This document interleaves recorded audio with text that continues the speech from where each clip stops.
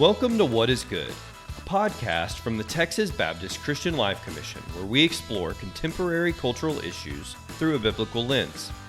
Micah 6:8 says that God has told us what is good, that we're to do justice, to love kindness, and to walk humbly with Him. So whether you're seeking a better understanding of how to live that out, or you're just curious to understand a Christian perspective of what's happening in our culture, we hope that you'll find today's conversation helpful as we discuss what is good.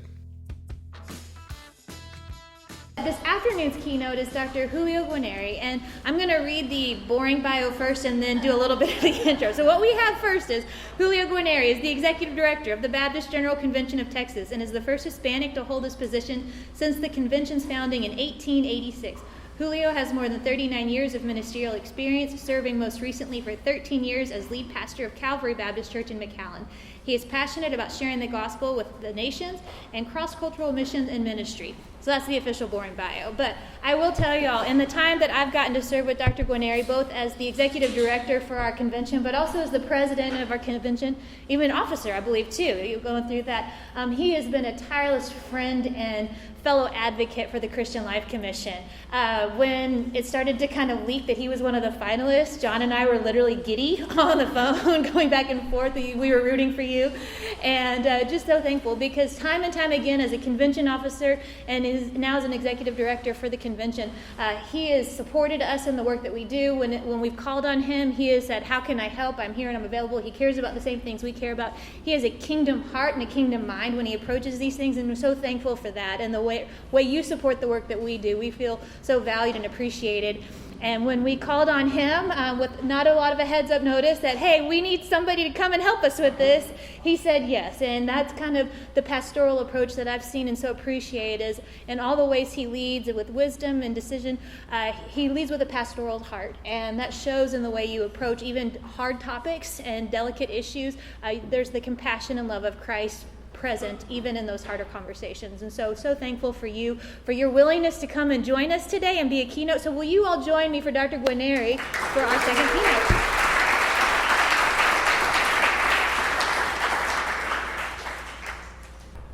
Thank you so much, Dr. Frugé, for that introduction, but most of all for your leadership. Incredible work that she is doing, and what an incredible team we have.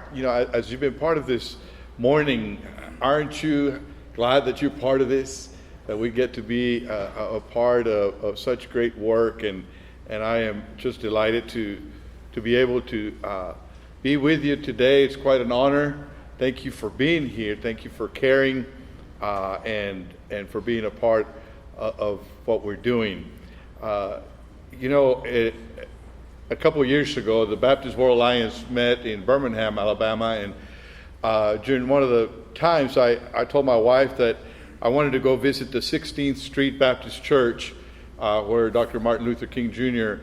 Was pastor at one time. And as we were heading to the car, Dr. Karen Bullock, who was my church history professor at Southwestern, and then Dr. Larry Ashlock, who was my PhD professor at DBU, said, "Where are you guys going?" And we told him, said, "Can we go with you?" So I have a selfie to prove that we visited the church together. Perhaps something about this church. It was established shortly after the Civil War in 1873 as the first colored Baptist church of Birmingham, and has a great history and legacy. Then you might know that on Sunday, September 15th, 1963, at 10:22 a.m., while worship was taking place, the bomb that was planted by the Ku Klux Klan exploded, killing 4 little girls and injuring 20 other people in the congregation. An incredible, sad, and heartbreaking day for that church, for that city, and I could say for the country. And as we visited the museum and were moved emotionally by the events of that fateful day, as we learn, anytime you visit a place like that with a historian accompanying you, it's just a richer experience. One of the things that really caught my attention as we moved on to see at the very end of the tour the worship center, the sanctuary, which I have a picture of, is the fact that church still meets today. They still gather on Sundays to worship. And the slogan for this church is where Jesus is the main attraction. And I think about that because they are aware of how people are attracted to the church because of the history and because of the awful things that happened there. But they remind themselves that the main thing that they're about is Jesus. It's an incredible testimony when a church suffers the consequence of hate and violence, and it does not deter it from its mission. It's incredible testimony when love conquers hate. It's an incredible testimony when a people's faith is placed in something bigger than the immediate circumstances. You know, the early church faced suffering and persecution. It is to the primarily Jewish background congregations, house churches, that the author of Hebrew writes. This was a group of discouraged believers. Some of them perhaps were considering going back to Judaism. Being a Christian in that kind of an environment was proving to be very, very difficult. Perhaps they could escape the pressure of being a Christian in an adverse society. And so, acknowledging their plight, the Hebrews preacher exhorts them to stay the course by pointing to the supremacy of Christ. He tells them, remain faithful because Jesus is better. Now, I know there's a lot of smart people in the room, a lot of ethicists and advocacy experts. I'm just a preacher.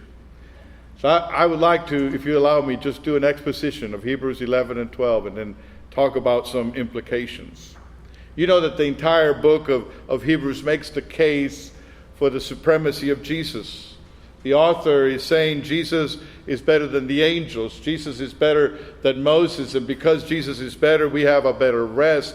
We have a better high priest. We have a better promise. We have a better sacrifice. We have a better covenant. We have a better tabernacle. And then when we get to chapter 11, the writer continues to exhort his readers toward faith. Because Jesus is better in all of these ways, they can trust him. He's appealing to his readers to remain faithful, like the 16th Street Baptist Church in Birmingham, like the primarily Jewish house churches of the first century. Today, Christians, and particularly Baptists, we need to remember the same thing. Jesus is better. And in times like these, it ought to call us to remain faithful. You know that chapter 11 of Hebrews has been called the Hall of Faith. The preacher mentions Abel and Enoch and Noah, Abraham, Sarah, Isaac, Jacob, Joseph, Moses, Israel, Rahab, Gideon, Barak, Samson, Jephthah, David, and the list goes on. And yet, more than celebrities to be admired, more than heroes to be placed on a pedestal, more than saints to be enshrined, they are exemplars to be imitated. They have modeled the faith for us, and we have received this legacy of faith from them. We're reminded by the scriptures that we walk by faith, not by sight. Our current situation may not look like what God promised. The circumstances around us may not look like what we thought God said he was going to do, but faith waits for God's timing. Faith believes that the future belongs to him. Faith resonates with Job when he said, I know that my Redeemer lives and that in the end he will stand on the earth. I like what Barclay said at one point. The Roman Emperor Nero conquered the Apostle Paul, condemned the Apostle Paul. But centuries later, people named their sons Paul and their dogs Nero. You know, the Roman Empire ruled the world for about 1,000 years from the city of Rome. Most of those centuries, Romans worshiped pagan gods, but by the 4th century AD, Christianity had become the official religion of Rome, and perhaps some of the Christians that had formerly been persecuted or felt like they were marginalized thought, we finally get to be in power. We finally get to rule. And there was a sense of maybe confidence for them, or at least for a version of syncretistic Christianity. And so in the year 410 AD, the Visigoths attacked and sacked and plundered the city of Rome. The citizens were perplexed in disbelief. The walls of Rome had not been breached in 800 years. Many thought that Rome was invincible. Some may have thought that the Roman Empire would live forever. Many wondered if this was the God's judgment because the Romans had taken on the Christian God. A lot of questions. And it's at that time that Augustine, Bishop of Hippo in North Africa, writes the book, The City of God. And he says, 2 cities have been formed by 2 loves, the earthly by the love of self, the heavenly by the love of God. Rome is quintessentially a city of man. It is ephemeral, earthly, and like all other cities, destined to eventually pass away. The city of God, on the other hand, is stable, eternal, and the source of ultimate consolation. It is a city under God's command, and hence a city that will ultimately come to triumph. And I think he was right. Our faith is not placed primarily on an earthly city, but on a heavenly one. That's been alluded to already today. God's kingdom is not in Rome. It's not in Israel. It's not in any other earthly city. The Christian faith is a nomadic faith. You know, nomads set up tents in a place that is temporary because they are on a journey. I pastored in McAllen for 13 years, and part of my congregation were winter Texans. They weren't tent dwellers, but they were RV dwellers. They just stayed for a while, and they left, and they traveled. Hebrews 11:8-10 says, by faith, Abraham, when called to go to a place he would later receive as his inheritance, obeyed and went, even though he did not know where he was going. By faith, he made his home in the promised land, like a stranger in a foreign country. He lived in tents, as did Isaac and Jacob, who were heirs with him of the same promise. For he was looking forward to the city with foundations, whose architect and builder is God. It's interesting to me that God called Abraham to leave his land and go to the land that he would give him as an inheritance. And without knowing his final destination, Abraham began this journey of faith. He lived in tents, in temporary dwellings. Even when he arrived in the promised land, he was still living in tents. The Bible tells us that he was a stranger in a foreign country. Perhaps some of the Jewish Christians of the day, of the first century, believed that Jerusalem was their final destination. That's where the kingdom of God would be established. But by the year 70 AD, the Romans sacked Jerusalem and destroyed the temple, which has not been rebuilt since then. This letter of Hebrews is telling believers in the first century, Jerusalem is not your final destination. There is another city. Even Abraham's faith pointed to that city. Verse 13 says, all these people were still living by faith when they died. They did not receive the things promised. They only saw them and welcomed them from a distance, admitting that they were foreigners and strangers on earth. People who say such things show that they are looking for a country of their own. If they had been thinking of the country they had left, they would have had opportunity to return.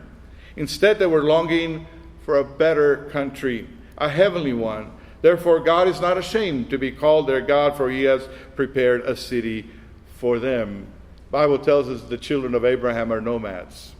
They admit that they are strangers and foreigners on earth. They're looking for a better country. By faith, they have left their home country because God promised them a better one. On earth, as you know, kings and kingdoms will rise and fall. Cities will have their prominence and their role in history, whether it's Jerusalem or Rome or London or Paris or Madrid or Berlin or Moscow or Washington, D.C., but the city that endures is the city of God. I grew up in a pastor's family, and one of the things I really disliked about being a pastor's kid was how much we moved. So I made a commitment to myself first that I wouldn't be a pastor. And second, that I wouldn't move around, that just settle in one place. And so neither one of those things worked out, by the way. I'm so glad God called me to be a pastor, and that I said yes. And in that we've lived in Corpus Christi and Fort Worth and McAllen, and now we're in Dallas. And I think every time I move, every time we pack that U-Haul, every time we have to unpack, I'm reminded this world is not my home. I'm just a sojourner in this world. And the reminder has the implication that my most lasting citizenship is in the kingdom of heaven. And that kingdom is here and now. It's not just some future reality. And that as I live in the kingdom, I live as a sojourner. It is a legacy of Abraham and Isaac and Jacob. And the same is true for anyone who has trusted in Jesus Christ. We hold loosely to our citizenship here on earth because our citizenship in heaven is better, it's higher, it's permanent. We claim our faith as nomadic because we are strangers and foreigners. We're pilgrims marching on to Zion. It doesn't mean that we live irresponsibly here. It doesn't mean that we don't make a difference here. On the contrary, because we know our destiny, then we can make a great difference here. Citizens of the heavenly country should make the best citizens of the earthly one.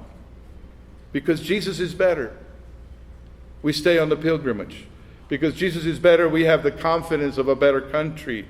Because Jesus is better, we look at our situation as temporary, and we are reminded we are pilgrims and citizens.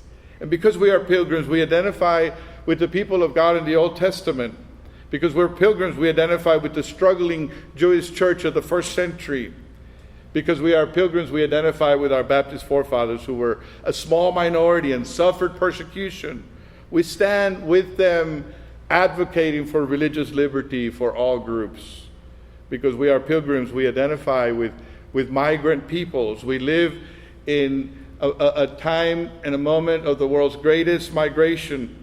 And we are reminded by the scriptures that Israel was a migrant nation, that Abraham was a sojourner, that Jesus was a political refugee in Egypt of all places, that the church of Acts was a church of the diaspora, that because of persecution moved from place to place, that English Baptists had to flee England in order to establish the First Baptist Church, and then eventually to America. Our entire biblical and Baptist legacy is tied to a migrating people. And that should mean something to us. It doesn't mean that we don't secure our borders. It doesn't mean that we don't care for the rule of law. But it should mean that we care for the sojourner. It should mean that we identify with those who are on the pilgrimage. When your history and your legacy comes from minority groups that have been marginalized, you should always have empathy and respect for other minorities. When a marginalized group grows in power and influence, it should never become the bully. Since Jesus is better, we look to Jesus as our forerunner in the journey. Hebrews 12:1 says, "Therefore, since we are surrounded by such great cloud of witnesses, let us throw off everything that hinders and the sin that so easily entangles, and let us run with perseverance the race marked out for us." In the previous passage, the author has put on display these exemplars of the faith, the pilgrims who've come before us, from Abel to Noah to Abraham to Moses. He listed all of them for their faithfulness, regardless of the cost. And as we connect to the legacy of those pilgrims, then in chapter 12, they become this cloud of witnesses in an Olympic stadium that cheers us on. And then our attention turns to the main character of the sermon in verse 2.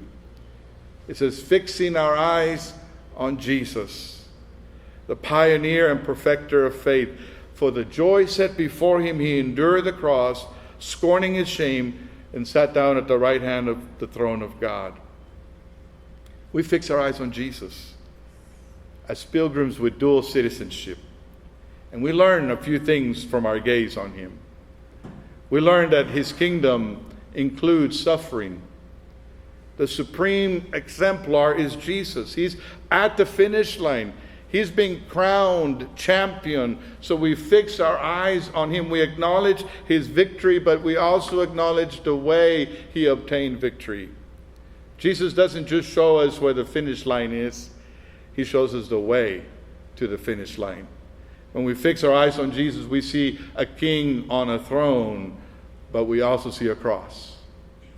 Because his incarnation, between his incarnation and his enthronement, is the Via Dolorosa. Christ endured incredible suffering and pain because he set his eyes on the prize. He knew that the cross, the shame, the suffering would not compare to the glory of the victory that awaited him. He became a suffering servant for a short season so that he would be the conquering king for eternity. And we will share with Jesus in his kingdom, but we'll also share in his suffering. If Jesus didn't avoid the pain and the suffering on the way to glory, neither will we. Suffering is not a popular thing today. We rather talk about comfort. We want to demand our rights. Today's Christians want to be respected. We want to wield our power to show the world that we are better than them. But that's not the way of Jesus. There are those today who have gone so far as to speculate what Jesus could have done differently to avoid being crucified by the Roman pagan government. And to those people I would say, let me remind you, it was the religious people who accused Jesus. But most importantly, Jesus wasn't a victim of either the government or the religious leaders. Jesus did not suffer the torture of the cross because he didn't have options. He suffered because it was necessary. Because without his suffering and shame, there would be no victory. Without the cross, there is no hope. There is no resurrection. There is no salvation. Suffering was necessary for salvation. It's necessary for discipleship. Today's Christians, we need a renewed understanding of this. Rather than seeking more power and not willing to endure the suffering, we ought to identify with it. Missiologist Leslie Newbigin of the 20th century said, Jesus was indeed crucified by the established powers. Does it not follow that to go with Jesus on the way to the cross must mean to be on the side of those who suffer from the power of established order and not of those who wield these powers? Yet suffering for the Christ follower is not suffering for the sake of suffering. Suffering is not a virtue in itself. God can use our suffering, though, to shape us into Christ-likeness. God uses our suffering to prepare us for the kingdom. He says in Hebrews 12:7, endure hardship as discipline. God is treating you as his children. For what children are not disciplined by their father? Verse 11, no discipline seems pleasant at the time, but painful later on. However, it produces a harvest of righteousness and peace for those who have been trained by it. Discipline is not punishment, as you know. It includes the idea of training. Athletes need discipline to win. Disciples need discipline to share in Christ, in his suffering, in his holiness, in his kingdom. Which leads me to a second observation about Jesus' kingdom. It intends sanctification. The concept of discipline and holiness are closely related, as the author points out. It's meant to make us holy, to make us spiritually fit, to be trained in righteousness and peace. You've heard it say that God is far more interested in your character than he is in your comfort. That God is more interested in making you holy than making you happy.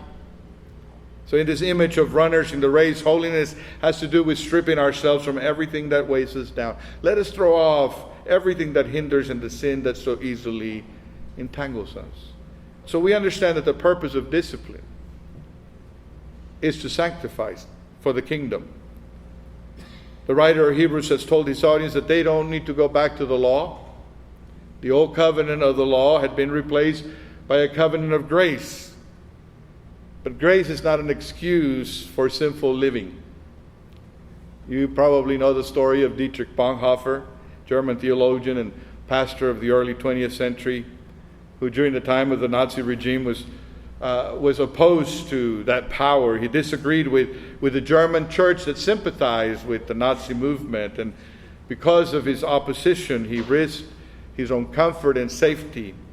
In 1939, he had the opportunity to flee to America. He spent 2 weeks in New York City and then decided to return to Germany because he felt that he had no right to have influence in the discipleship of the German people out of the comfort that he was enjoying in New York.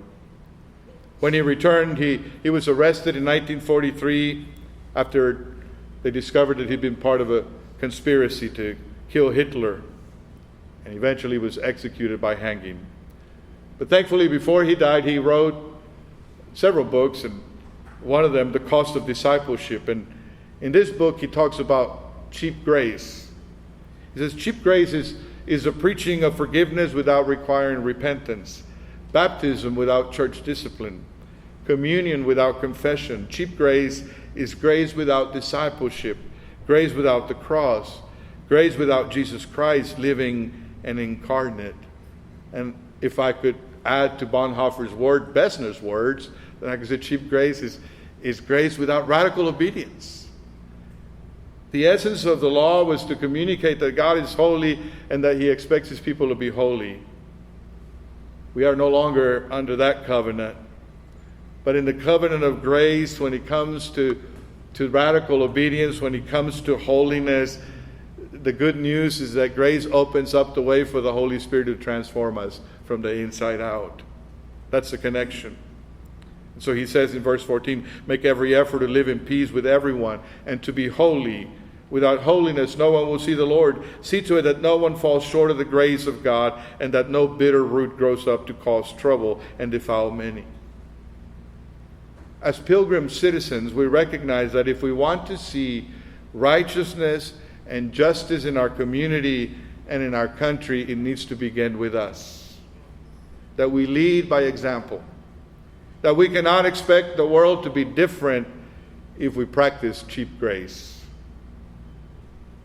This last week I had the opportunity to talk to a pastor from North Korea.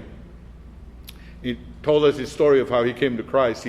He was an atheist. He was a security guard in the military forces of the North Korean army, and he escaped to get food for his family to China.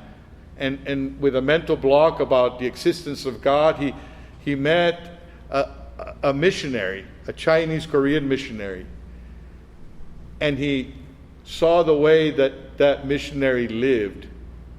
And it was not a theological conversation that changed his mind, but it was the way that missionary was so different in the way he acted and lived that led him to have an encounter with Christ. And when he told us about what he's done in North Korea with the underground church, he said the underground church cannot say the name of Jesus in public or they'll get in trouble. So what we tell them to do is we tell them to live such lives that other people would want to ask, why are you so different? So we recognize that righteousness and justice are the fruit of grace. They flow from the inside out. That while we need laws to restrain evil, as has already been said today, the best way to stop evil is for people to experience the transforming grace of Christ. A better kingdom requires better living. The kingdom that awaits us on the other side of the finish line requires holiness, so we throw off everything. And we don't do it in our own strength, we do it in the power of the Spirit. Then, as I look at Jesus, as we fix our eyes on him, we're reminded that his kingdom implies success. A couple of years ago, I had the opportunity to officiate a wedding in Seattle. It was in the summer, and someone arranged for us to stay. Well, the family arranged for us to stay in an Airbnb. That was the house where Sleepless in Seattle had been filmed, and it faced the ocean. I opened the windows, 4th of July weekend, and had a cool breeze. Just like in McAllen, not really. And at a distance, I saw some mountains similar to that picture. They are named Mount Olympia, or the Olympic Mountains. They're named after those mountains in Greece where the Greeks believed that the gods lived. And centuries before Christ was born, they held the Olympic Games there in honor of Zeus. The symbolism of the mountains is incredible. There are two different mountains that stand in the background of the Old and New Covenants, Mount Sinai and Mount Zion. Mount Sinai was a witness of the Old Covenant. Moses received the law there, and the people accepted God's invitation to be his covenant people. God displayed his glory and his holiness there. It was a mountain of fear. People were afraid to get close to it.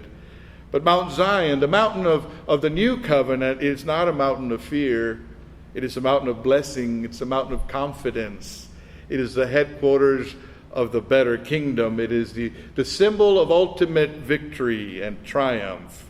Verse 22 of Hebrews 12 says, "But you have come to Mount Zion, to the city of the living God, the heavenly Jerusalem. You have come to thousands upon thousands of angels in joyful assembly, to the church of the firstborn whose names are written in heaven." You have come to God, the judge of all, to the spirits of the righteous made perfect, to Jesus, the mediator of a new covenant, and to the sprinkled blood that speaks a better word than the blood of Abel.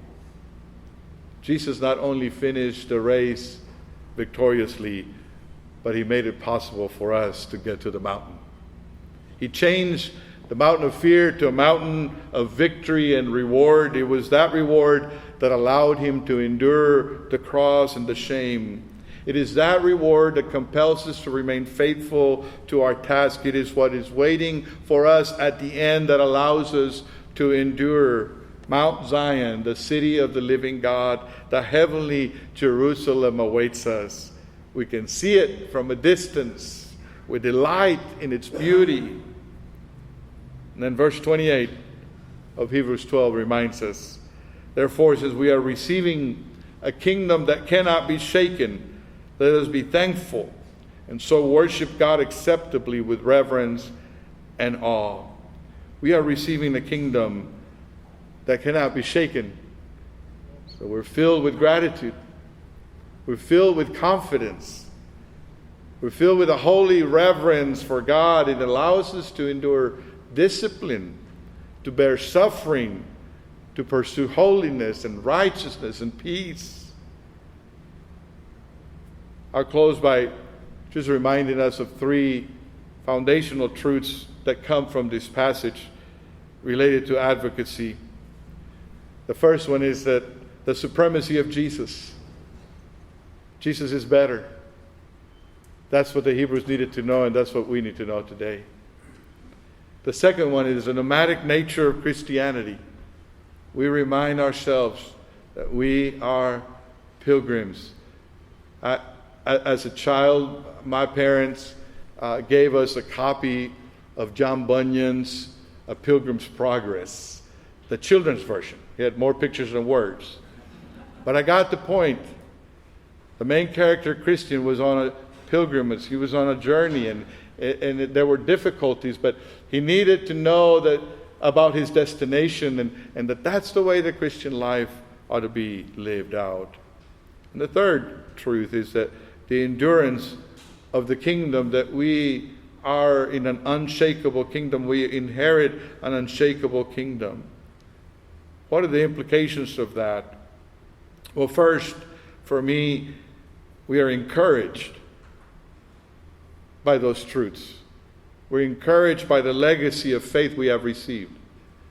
That we are part of a redemptive history where the people of God have had pharaohs that don't like them.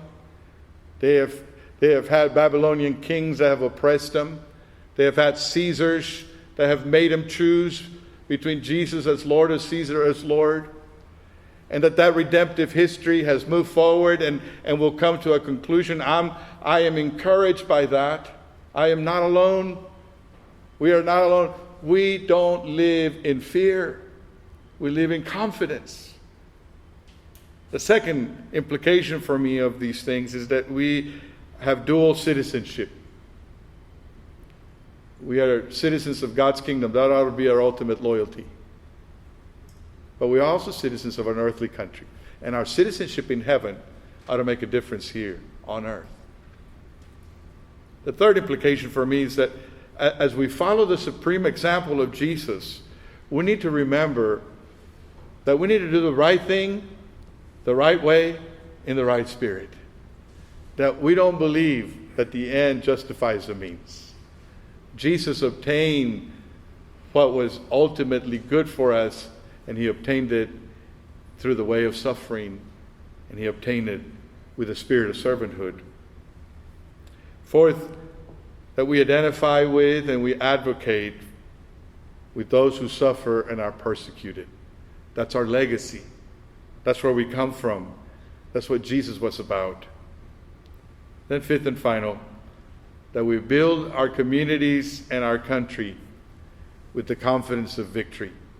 We know his kingdom will be established in perfection. We know there will be a day when peace and justice will be perfect. It's not here yet, but it's okay to work towards that. We don't make it happen. Jesus will make it happen. But we are his agents here and now to begin to advance something that we know will be a reality. Thank you, and God bless you.